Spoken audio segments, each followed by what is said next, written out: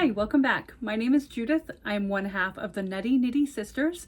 Together with my sister Julie, we create videos sharing our love of all things fibery and the fiber arts. If this is your first time clicking on one of our videos, welcome. Thanks for checking us out, and we hope you will stick around. And if you are a returning viewer, thank you so much for coming back time and time again. We definitely appreciate that as well. If you have not yet subscribed, please consider clicking the subscribe button. It doesn't cost anything, and we'd love for you to be part of our little fiber community here on YouTube. Don't forget to give a thumbs up if you enjoy the video. This video is the fifth in a series of videos about a fiber study that I'm doing with Maine Fiber Workshop. I purchase a monthly bundle and share the research that Kendra provides in the bundle, as well as any additional research that I complete. We talk about the breed, the fiber, the spinning method that I use, and I'll share final yarn that I create with you. Also, any projects that I might be able to complete or am thinking of completing. The bundle is a monthly subscription offered by Maine Fiber Workshop in 4-ounce braids. If you would like to participate in this breed study, you can start and stop at any time by going to mainefiberworkshop.com and look for the breed study link, and I'll include that in the description box. So this month's fiber, this is actually the December fiber. I am behind in my fiber boxes. This one is Bluefaced Leicester. So here is Kendra's card. I forgot to show that when I was talking about her. And so this is BFL. I've done a little doodling on my card. In your box, you will get the braids as well as this card that I like to doodle on, all my notes about the breed.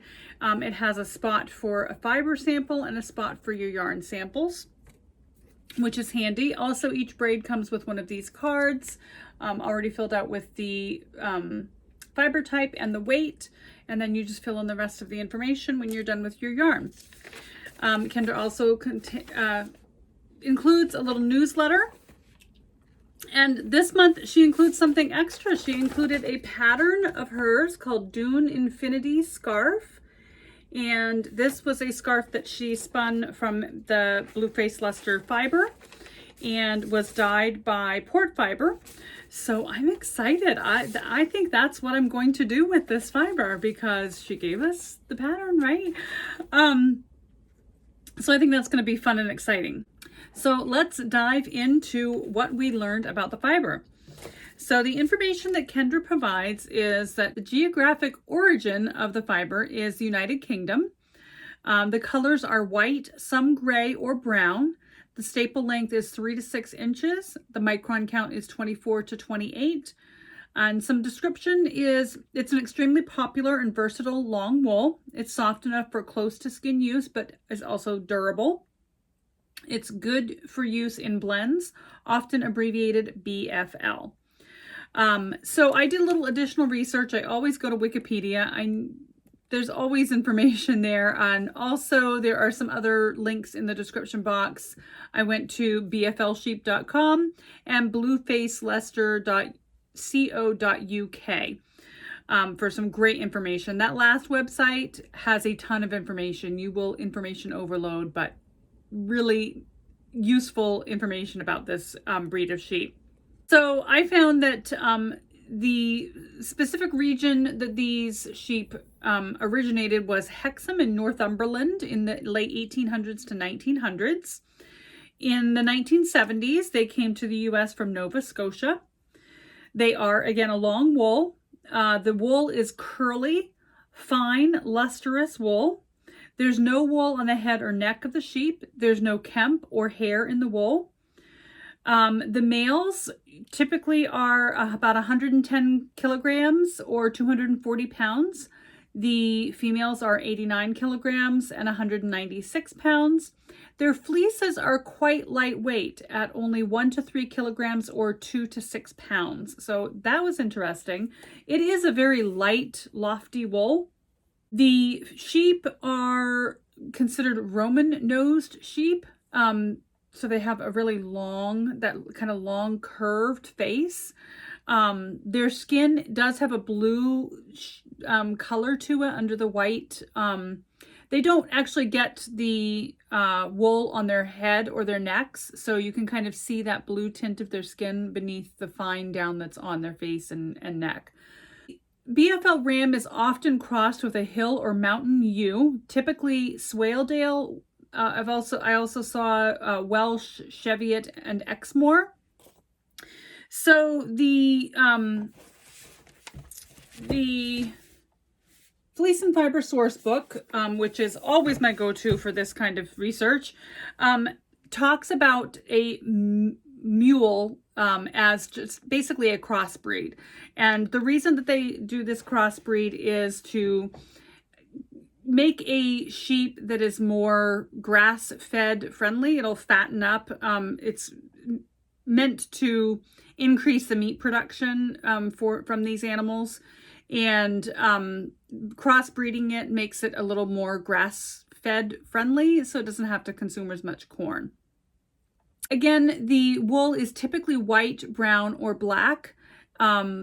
Patterned wool, so spotted, basically spotted sheep or sheep that have multiple colors, is considered undesirable in the Leicester breed.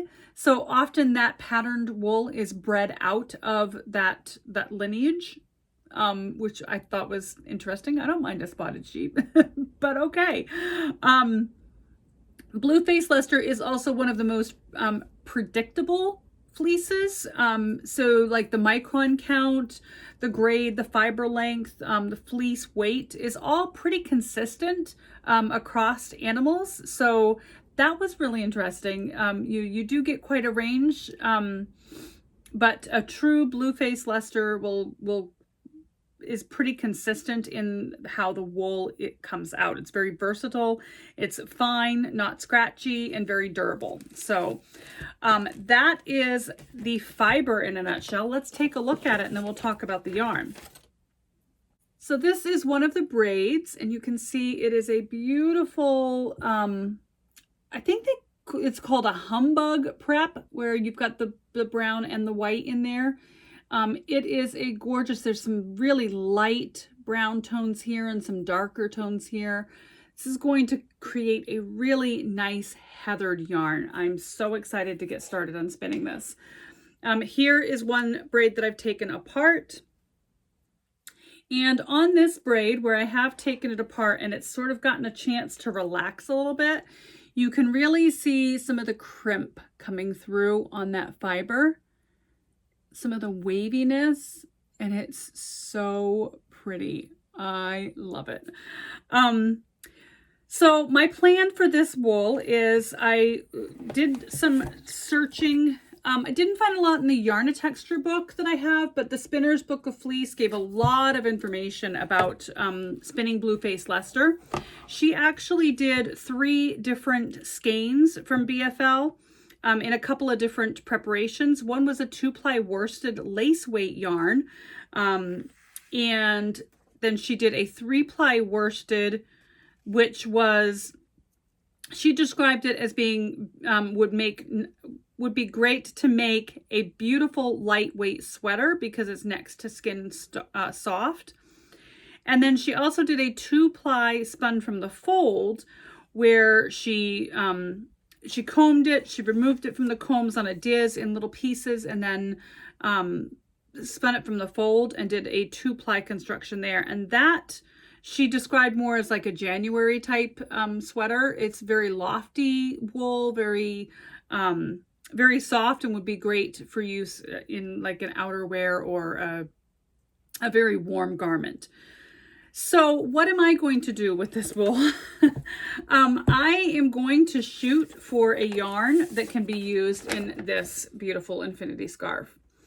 This pattern that Kendra created is very versatile for many different weights of wool. So I will probably just spin it to my default, which is typically a DK, 2-ply DK. Now, I did learn something from this Warp Blast last time. I am not going to spin these on 2 separate bobbins and try to ply them together, because I will end up with a huge bobbin that won't fit on my wheel. I am going to spin this on the electric eel wheel, but I'm going to actually take the fiber and you kind of find where it naturally wants to separate. And then I'm going to separate like that. And then I will have actually 4 bobbins, 2 for one skein and 2 for another skein. The infinity cowl only uses about 2, she said it uses about 2.5 ounces, 250 yards. So I am going to leave one skein completely undyed, completely natural. I have very little blue accessories, hand knit accessories in my wardrobe. So I am going to take this and I'm going to dye it a very blue, not like a royal blue, not like a turquoise or a teal, but a very light, true blue color. That's the aim anyway. And what I'm hoping is going to happen is the white is going to really capture a very, very true blue, and then the brown will be a deeper, more royal blue or navy blue.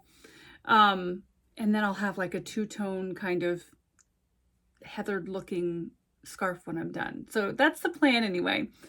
So tonight, I haven't sampled the fiber yet because tonight is the first Zoom meetup of the fiber study group. So I'm so excited to meet everyone, and I'm going to use that time to sample my BFL fiber and get some tips from experts. So with that, I will get started and I will see you on the other side of the bobbin. I, of course, could not be bothered to wait for the Zoom call.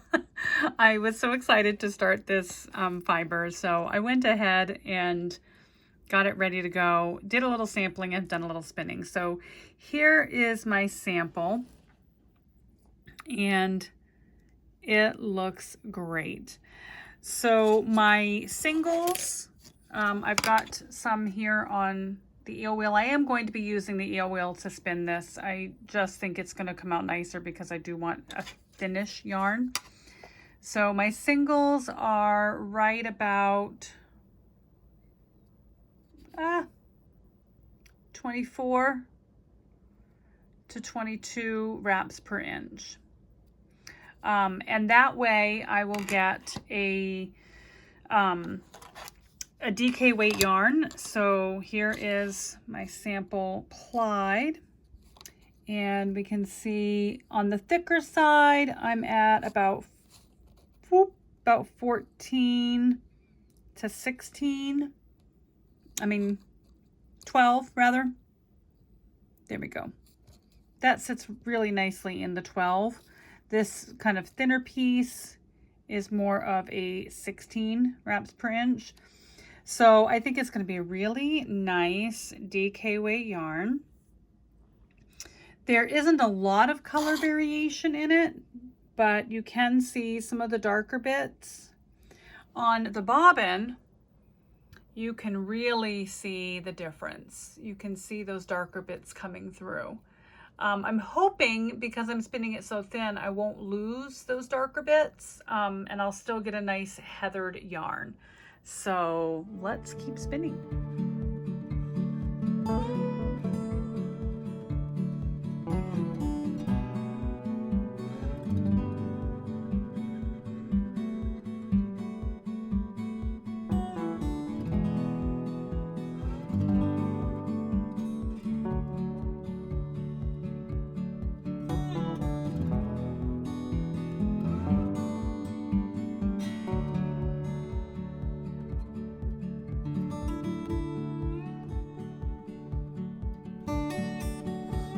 Hello, welcome back. I am on the other side of the bobbin, or in this case, the other side of 4 bobbins. This is one of the 4-ounce braids, and this is the other 4-ounce braid. And I had so much fun spinning this BFL. It is such a nice fiber. It was very well done. It was very easy to spin. There was very little VM. There was a few little pilly bits, or what do they call, like the little neps. There was a few little neps in it. That's my own doing because I flopped the fiber around. It was in and out of baskets and bags and such, so that was totally my own doing. It is a beautiful fiber to work with. I love the kind of heathered look that the singles have to them. I'm hoping that I retain a lot of that heathered look in the finished yarn. So here I'm just going to do a quick ply back test so we can kind of have an idea of what I'm going to get for a finished yarn. That's going to be gorgeous. Oh, I can't wait. So again, the goal with this yarn was to get about a 14 wrap per inch DK weight yarn. So just on the ply back test alone, we can see, oops. Just based on the ply back test, we can see it is about 14, maybe even as small as a 16 wraps per inch, which is in the DK to sport weight range, which is exactly what I wanted. So I will leave a link in the description box below to the website that I found the calculations on how should I spin my singles in order to get my desired weight, or something to that effect. But that blog will be in the description box below.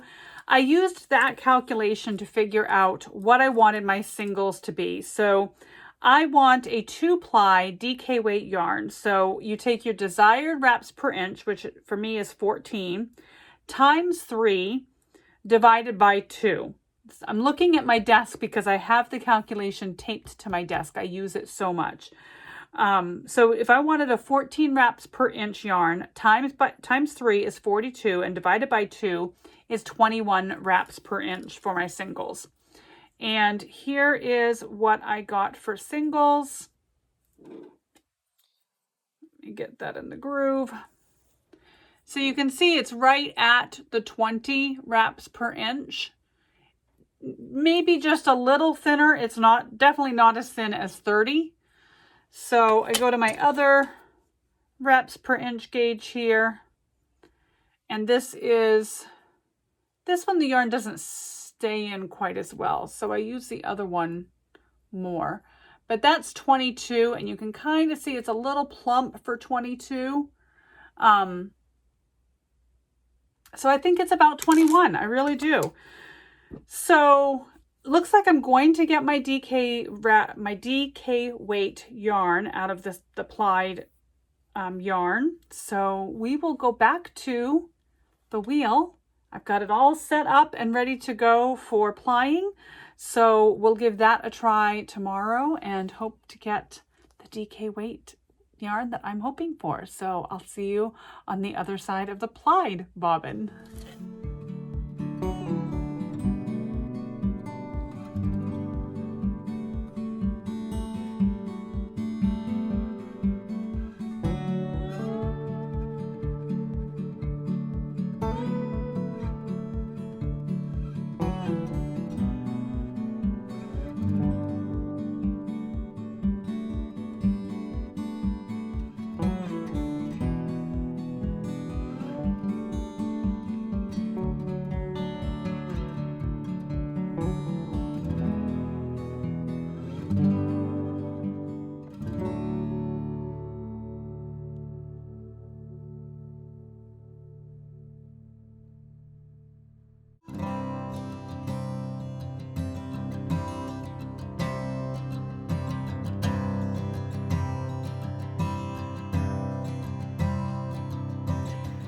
Hello, I have finished plying the yarn and look how lovely they are.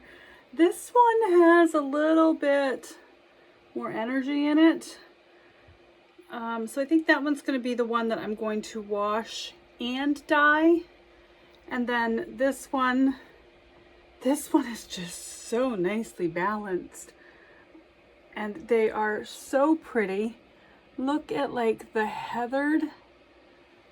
Oh, so the plan is to go ahead and toss these in a warm bath. So this one I'll put in a warm bath with some eucalyptus. And then this one I'm going to put in a warm bath with some white vinegar. And then this one will go into the dye bath.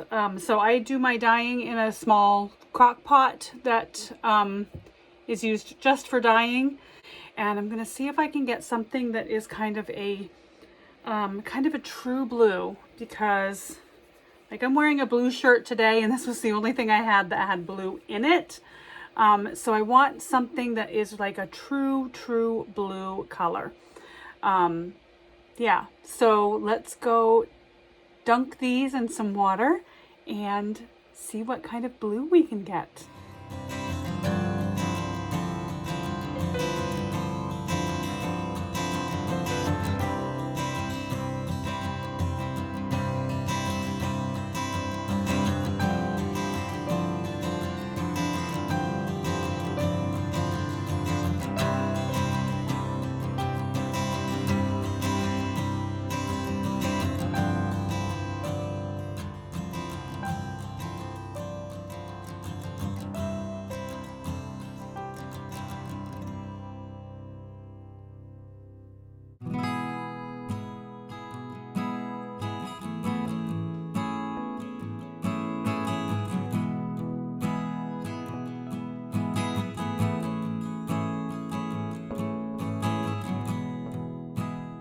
This is a little color test that I did, and I think that color is going to be stunning.